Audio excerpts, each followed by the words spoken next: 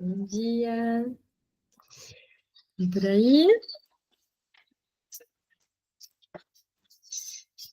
Pareça, me digam que vocês estão me ouvindo. Tem um norte. Não sei se está com delay. Parece. Está ouvindo, Deila? Beleza. Ó, deixa eu avisar vocês da página do livro físico. A gente está no 221 e vamos começar no tópico 2. Beleza? A Sarinha colocou aqui no PDF, está na página 255. Então, vou começar, tá bom? Justo. Peraí que eu vou aceitar quem está entrando. Acho que agora foi. Outro sonho inofensivo da mesma paciente, de certa forma, é uma contrapartida ao anterior. Seu marido lhe pergunta: não deveríamos mandar afinar o piano? Ela: não vale a pena. O couro dos martelos precisa ser trocado. De novo, a repetição de algo do dia anterior. Seu marido fez essa pergunta e ela lhe deu uma resposta semelhante. Mas o que significa o fato de ela sonhar isso? Apesar de ela dizer sobre o piano que se trata de uma caixa repugnante que produz um som ruim, de uma coisa seu marido que possui. De uma coisa que seu marido possuía já antes do casamento e etc. Aqui tem uma nota. Uma substituição pelo contrário, como ficará claro depois da interpretação. A chave para a solução é encontrada na fala, não vale a pena. Esta vem de uma visita à sua amiga no dia anterior. Lá solicitaram que tirasse o casaco, mas ela recusou a solicitação com as palavras: obrigado, não vale a pena, não vou me demorar. Peraí, que tem pergunta aqui no chat. Deila, isso é da interpretação dos sonhos. Aí, se você tiver com o livro físico, na 222. Seja bem-vinda. Não sei se você tem o livro físico ou PDF. Daí tem aqui também no chat, a Sara colocou o número da página do PDF. Aí, se você for procurar, acho que dá para colocar sonho inofensivo, dá um Ctrl P se não for a mesma edição. E o tópico que a gente está agora é o material e as fontes do sonho. Não sei se te ajuda aí a achar. Essa narrativa me lembra que ontem, durante o trabalho analítico, ela de repente elevou sua mão ao casaco, onde um botão se abrira. É como se ela quisesse dizer: por favor, não olhe, não vale a pena. Assim, a caixa se transforma em peito. E a interpretação do sonho nos leva diretamente para o período de seu desenvolvimento físico, quando ela começou a se mostrar insatisfeita com suas formas. E deve remeter a tempos ainda mais remotos se levarmos em consideração o repugnante e o som ruim, e nos lembrarmos com que frequência os pequenos hemisférios do corpo feminino tomam, com contraste e substituição, o lugar dos grandes na alusão e no sonho. 3. Interrompa essa sequência intercalando um curto sonho inocente de um homem jovem. Ele sonhou que volta a vestir o seu casaco de inverno, o que é terrível. A ocasião para esse sonho é supostamente o retorno do tempo frio. Uma avaliação mais sutil, porém, perceberá que duas partes breves do sonho não combinam muito bem. Pois por que seria terrível vestir o casaco grosso ou pesado no frio? Contrariando a inocência do sonho, a primeira associação durante a análise traz a lembrança de que ontem uma senhora lhe confessou em segredo que seu último filho deve sua existência a um preservativo rompido. Agora, ele reconstrói os pensamentos que teve na oportunidade. Um preservativo fino é perigoso, um grosso, ruim. O preservativo é, justamente, um sobretudo.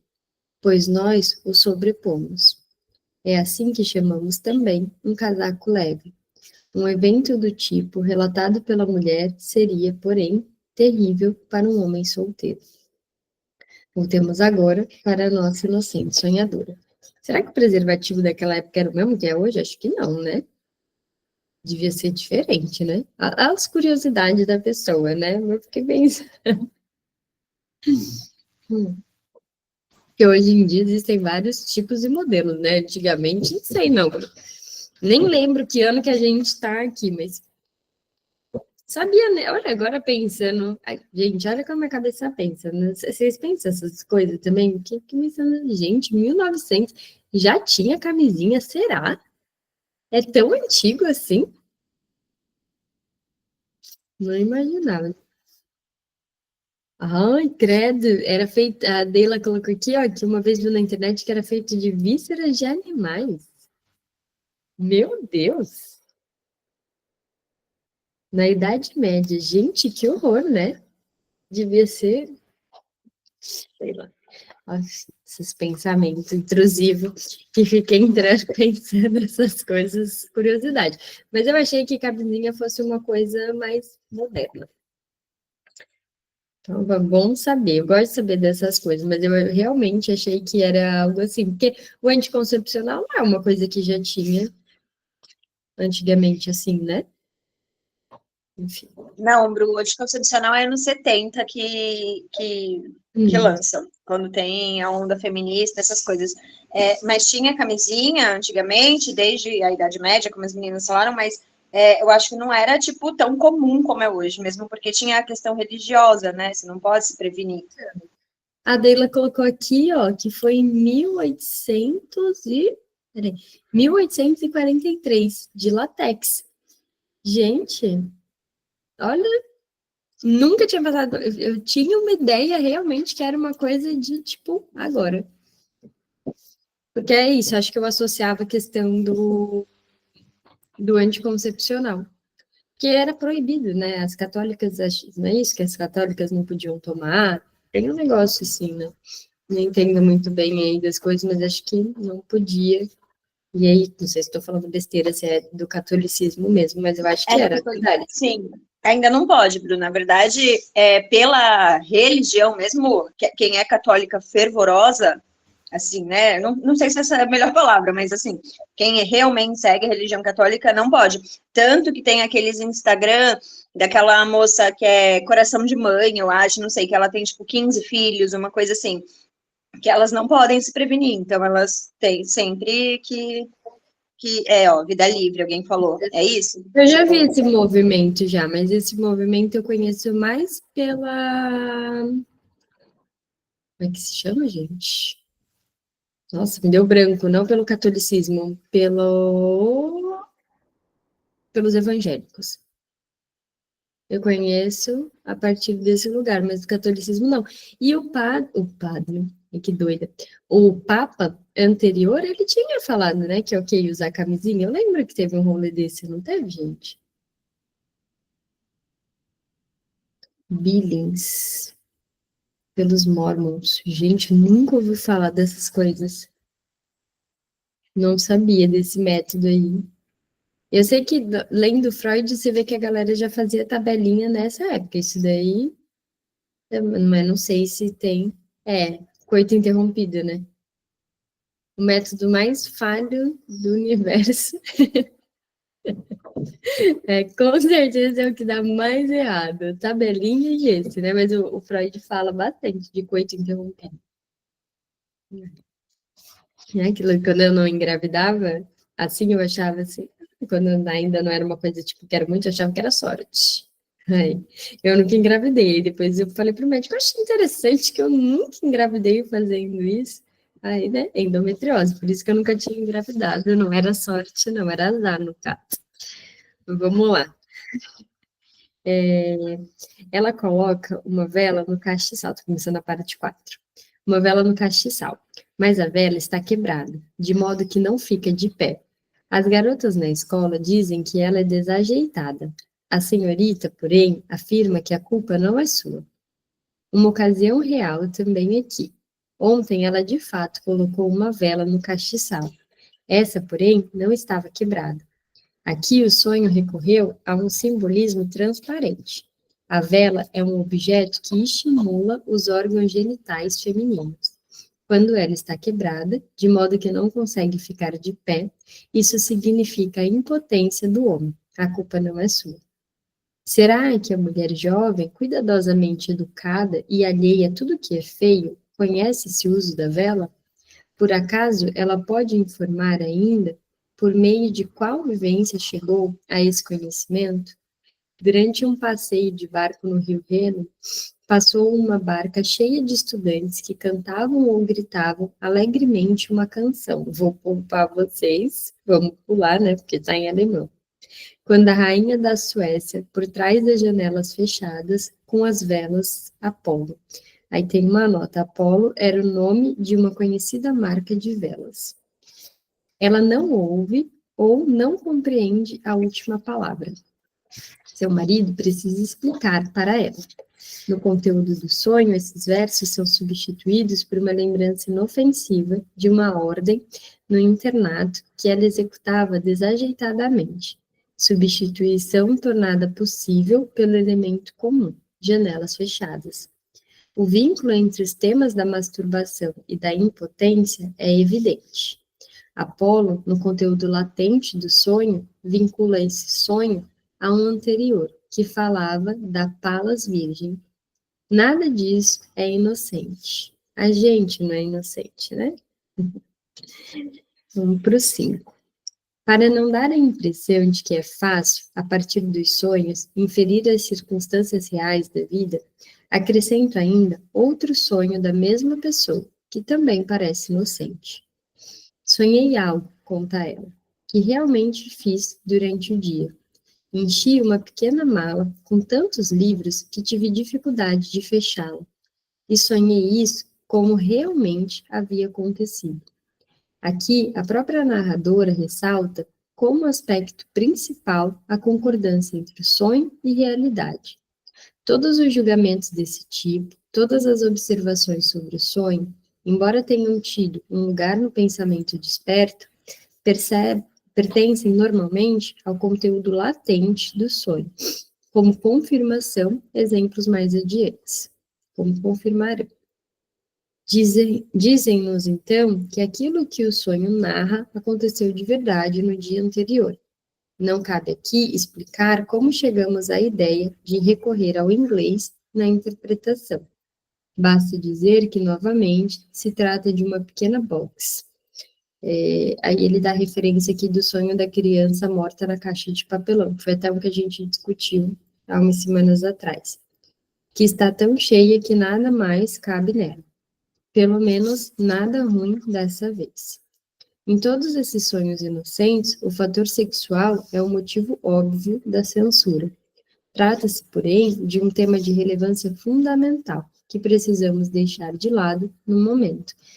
Essas questões aqui do Freud falar, né, que não convém ele explicar o porquê que eles buscaram a palavra box e tal em inglês, muitas vezes ele fazia isso para não o paciente, assim como às vezes a gente faz aqui, né, a gente diz de uma maneira bem generalista, pontuando uma coisinha ou outra, para que de forma nenhuma o paciente seja possível de reconhecimento e tal, mas eu sinto que, por vezes, se a gente não tem esse olhar, parece sempre especulativo, né, e aí, nossa, como que ele chegou disso para aquilo, assim, parece que ele só foi adivinhando. Então, se tem alguém aqui iniciante em psicanálise, é importante trazer esse ponto. Nem sempre ele vai conseguir descrever exatamente como é que foi ele. Bom, exatamente já não daria para fazer, né? Porque nunca seria com total exatidão. Mas ele tenta, às vezes, colocar aquilo que é de mais relevante para a compreensão, mas sem expor detalhes. Agora a gente vai começar o B, o material infantil, como fonte do sonho. Juntamente com todos os demais autores, excetuando Robert, mencionamos como terceira peculiaridade do conteúdo do sonho que nele podem aparecer impressões dos períodos mais remotos da nossa vida. aos quais a memória não parece ter acesso em estado de vigília. Compreensivelmente, é difícil determinar a frequência ou a raridade com que isso ocorre, dado que a origem desses elementos oníricos não é reconhecida após o despertar. A prova de que se trata de impressões da infância precisa, portanto, ser encontrada de modo objetivo, mas apenas casos raros apresentam as condições necessárias para isso. Como prova especialmente convincente, a Maury conta a história de um homem que, certo dia, decidiu visitar a sua cidade natal após uma ausência de 20 anos. Na noite anterior à partida, ele sonhou que se encontrava numa cidade completamente estranha, onde na rua encontrou um senhor desconhecido com o qual conversou. Ao voltar para sua terra natal, descobriu que essa cidade estranha realmente existia nas proximidades imediatas de sua cidade natal. E também o homem desconhecido do sonho era um amigo, habitante daquela cidade de seu falecido pai. De certo, uma prova irrefutável de que ele tinha visto ambos, o homem e a cidade, em sua infância.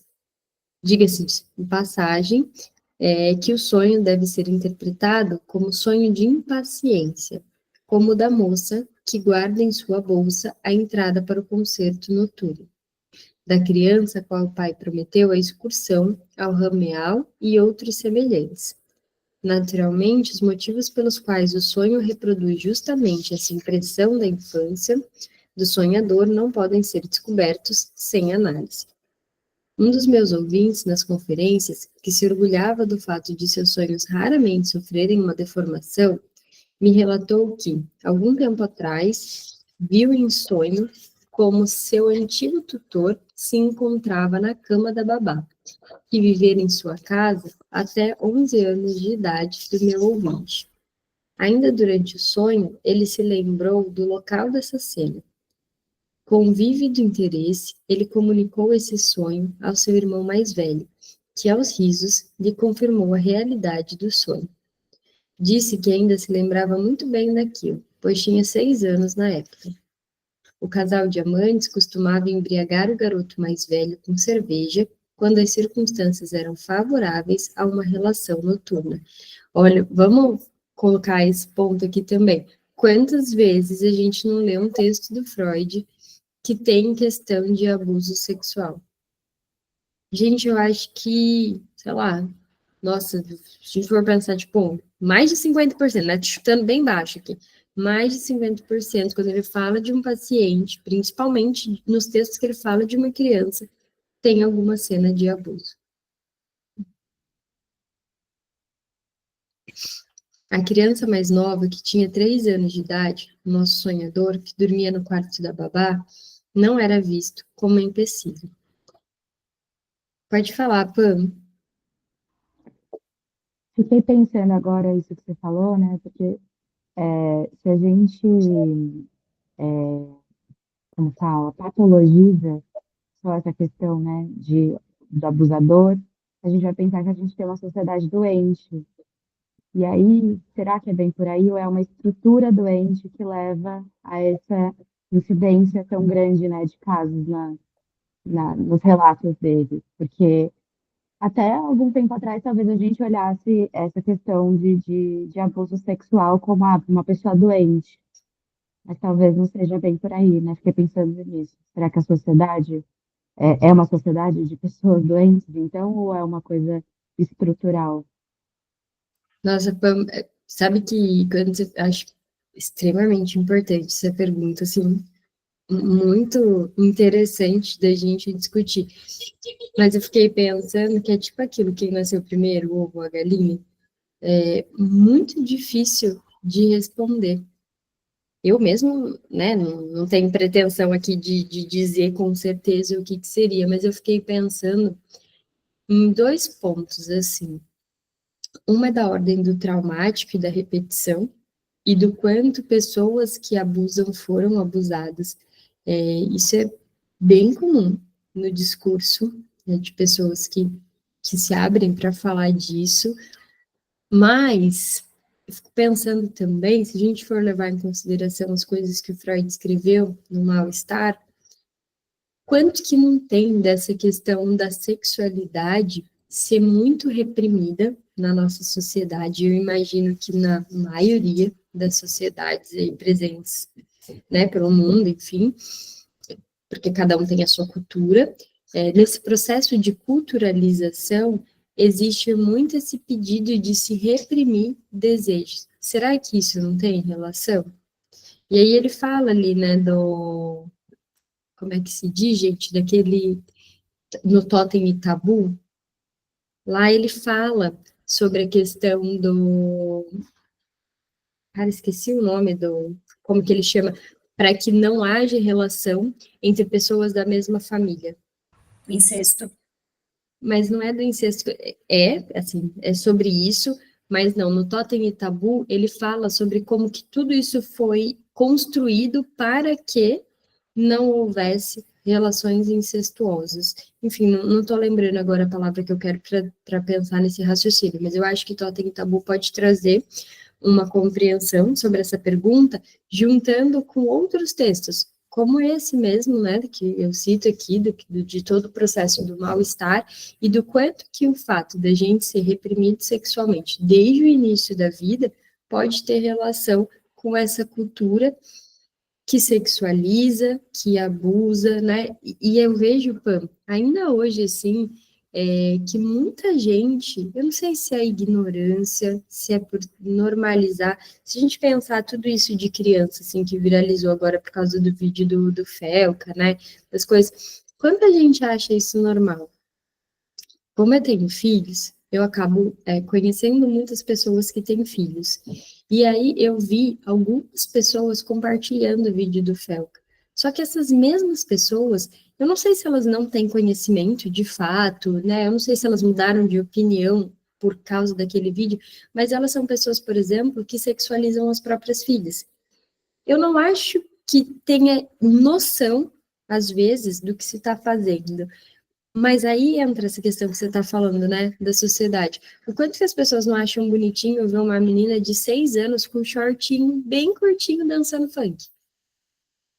E não é só a questão de ser funk, podia ser axé, por exemplo, podia ser samba, mas num sentido de costas para a câmera, virando o bumbum assim para a câmera e rebolando e fazer. E as pessoas acham isso, nossa, que demais, não sei o quê.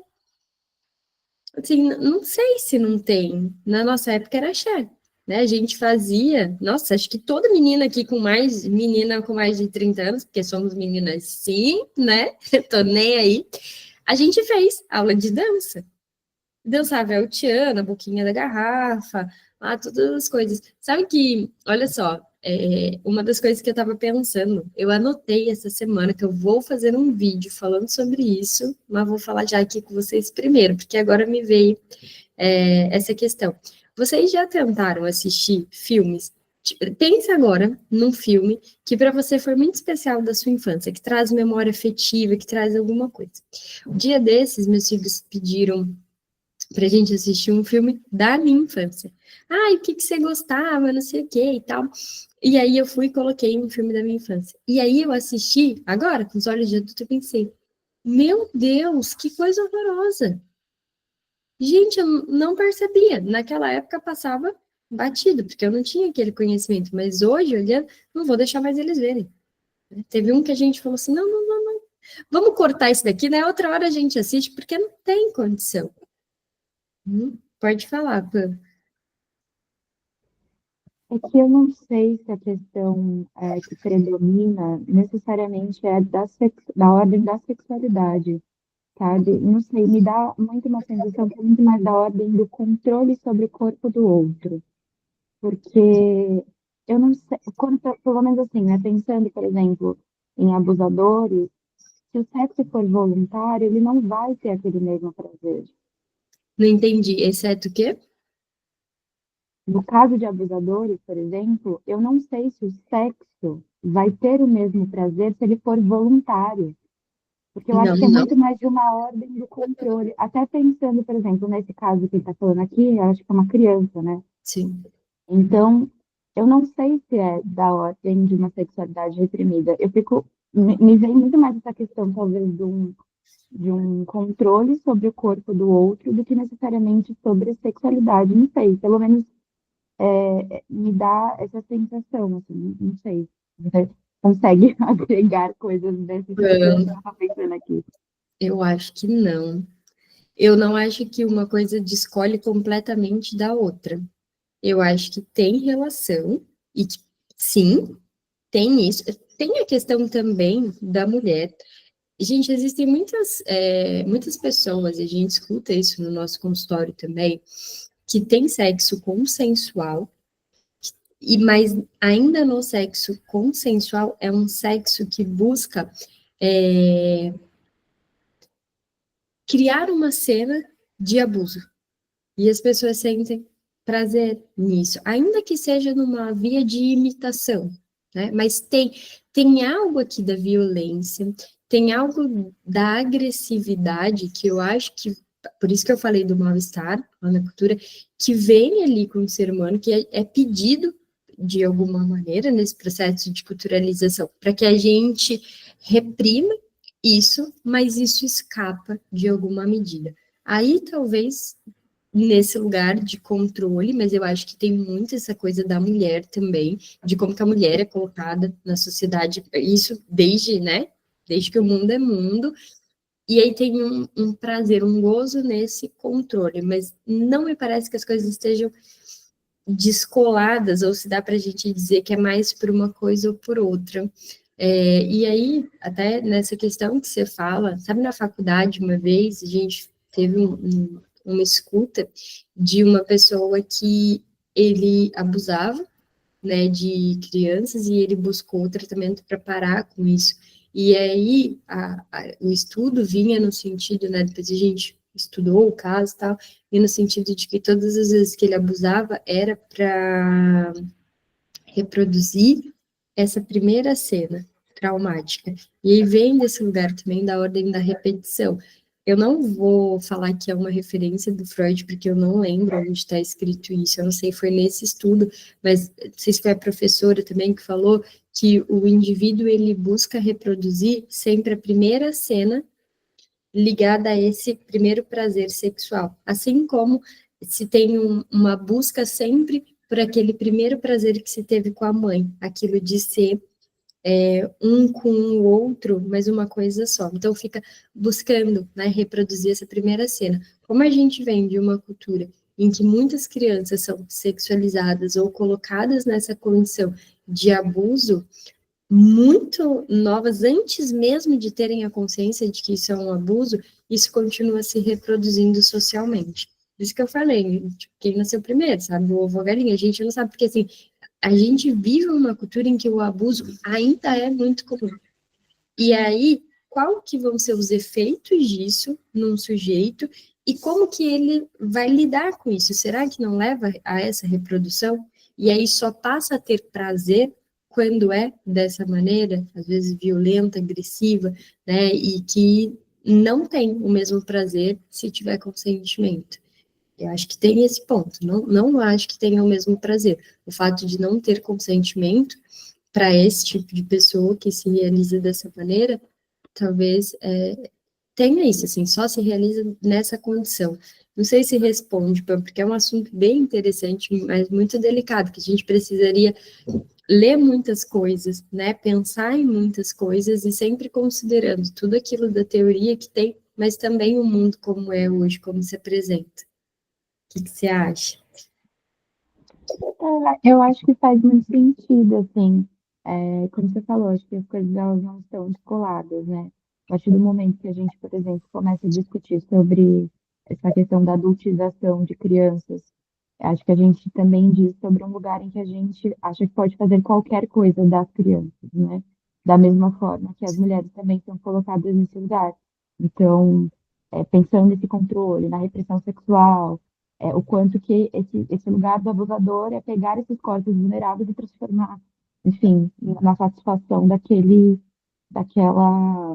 é colocar perversão, mas não é uma perversão, não sei, tipo, ficaria num lugar tipo, patológico, não sei. Mas enfim, acho que faz sentido esse termo.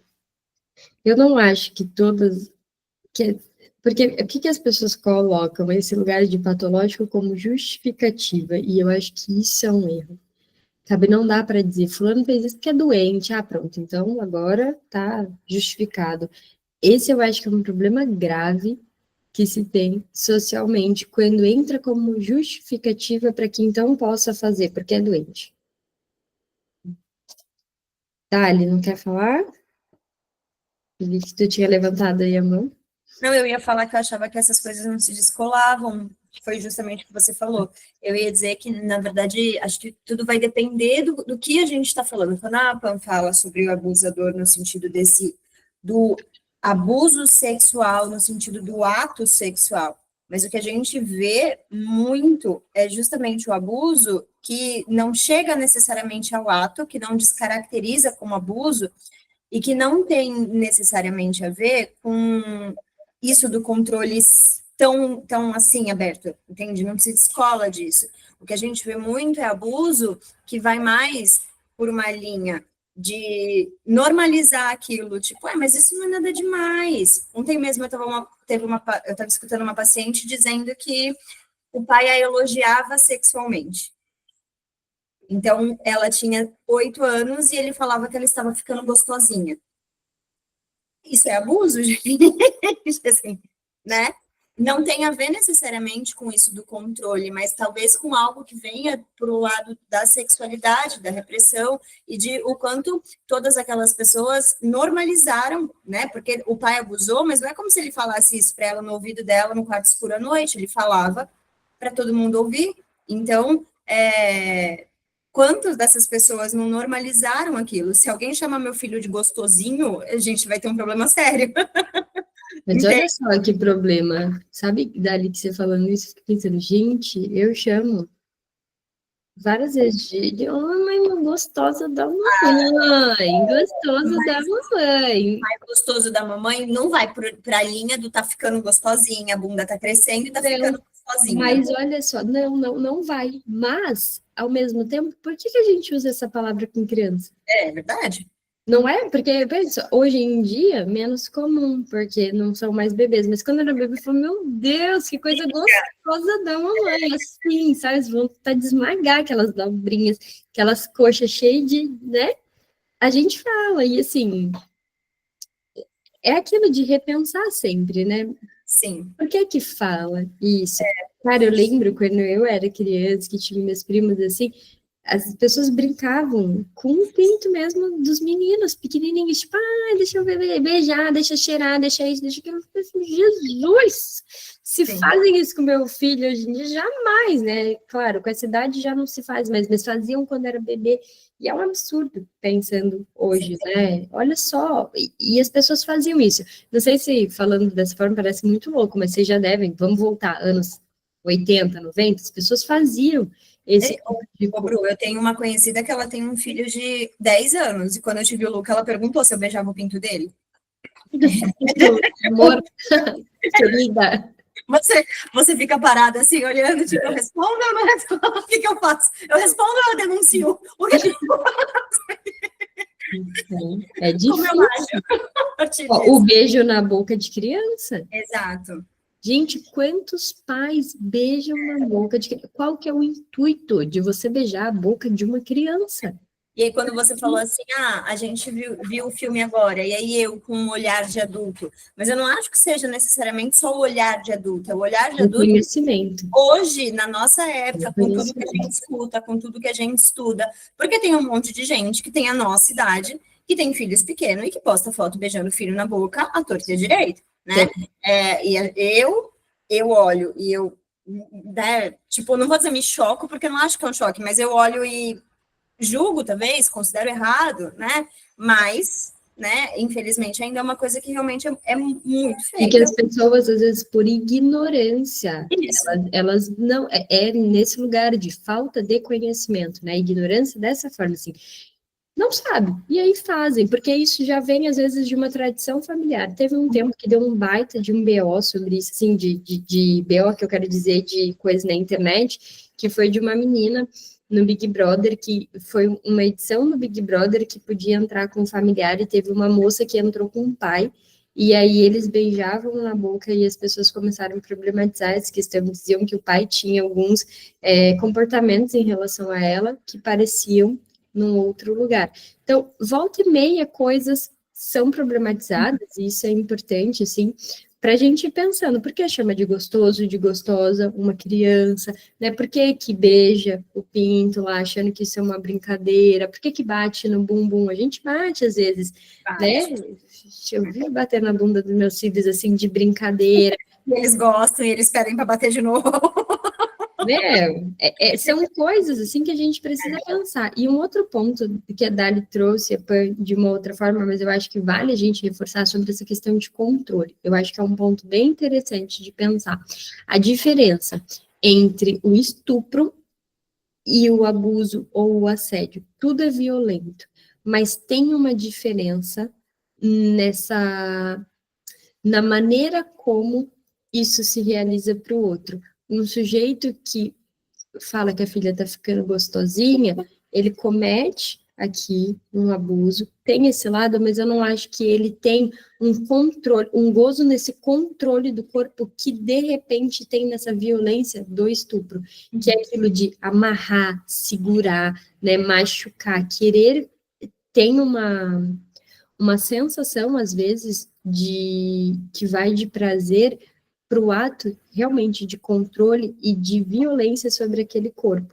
Tanto que a gente pode pensar em outras formas, por exemplo, pessoas que eles estupram pessoas que já estão mortas, né? Ou o que eles fazem com o corpo pós-morte, mesmo depois de um estupro.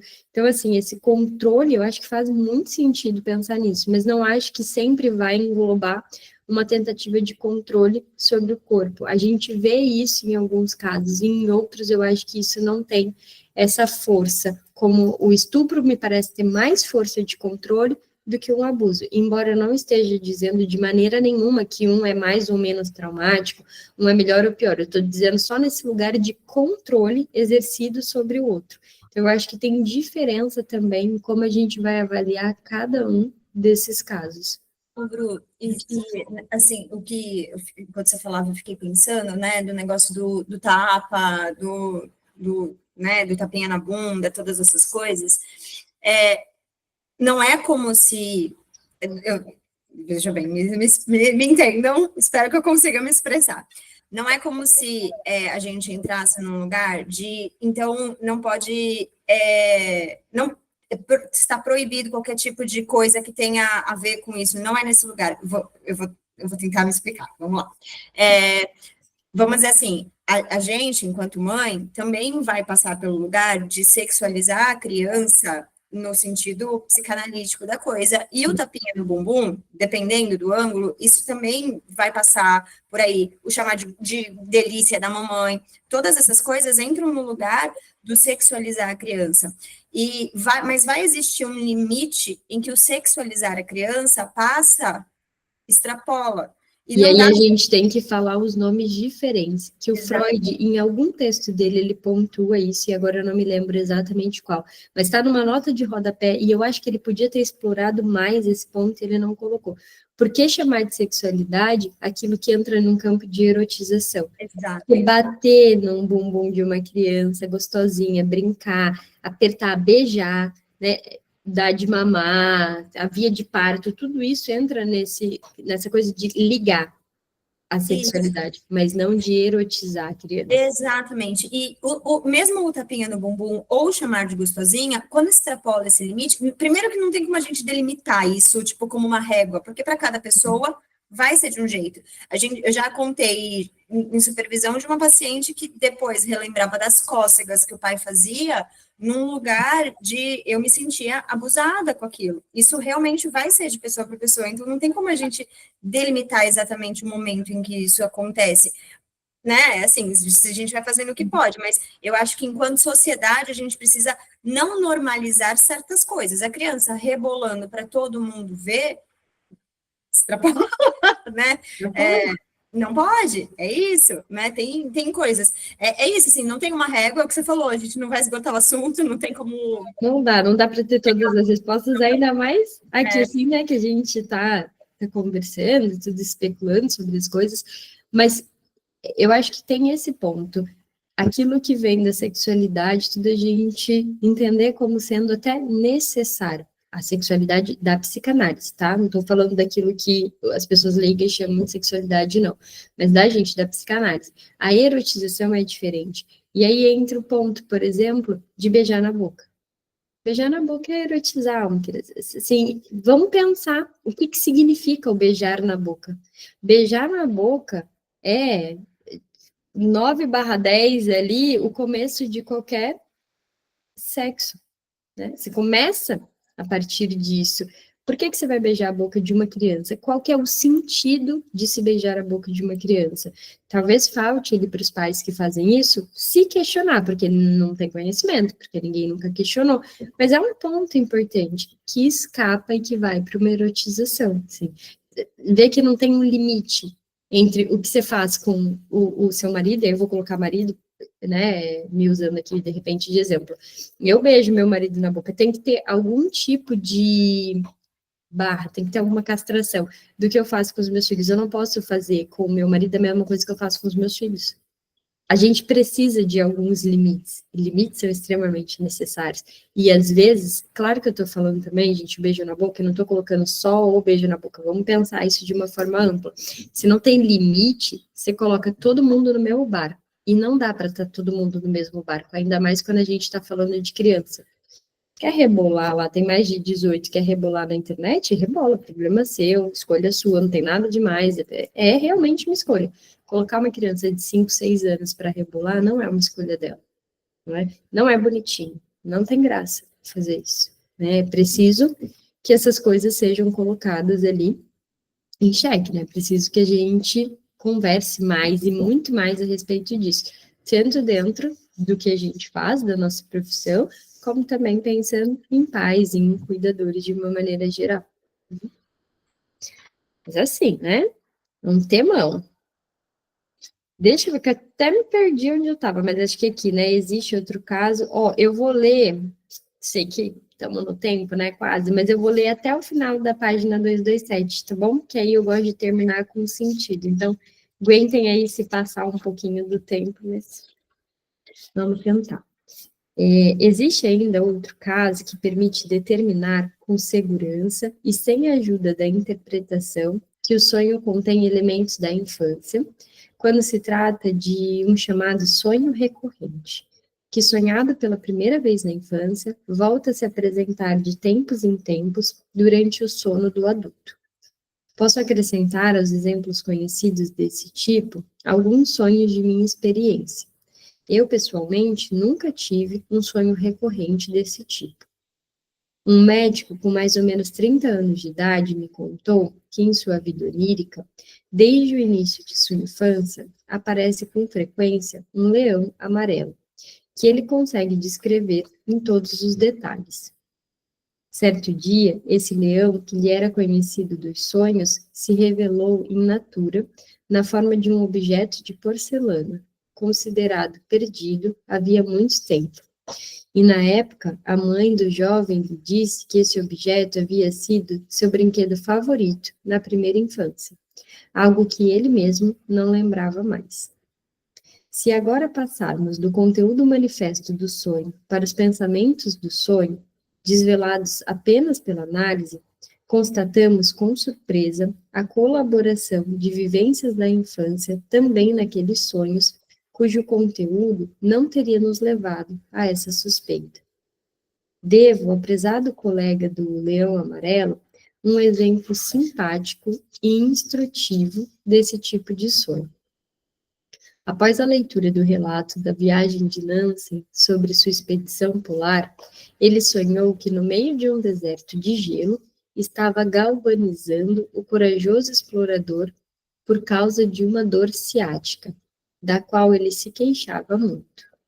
Durante a análise do sonho, lembrou-se de uma história de sua infância, sem a qual o sonho teria permanecido incompreensível. Aos 3 ou 4 anos de idade, ouvia com curiosidade os adultos falarem sobre viagens de exploração, e então perguntou ao pai se isso era uma doença grave. Evidentemente, ele havia confundido Reisen, viagens, com Heinsen, puxar e dilacerar.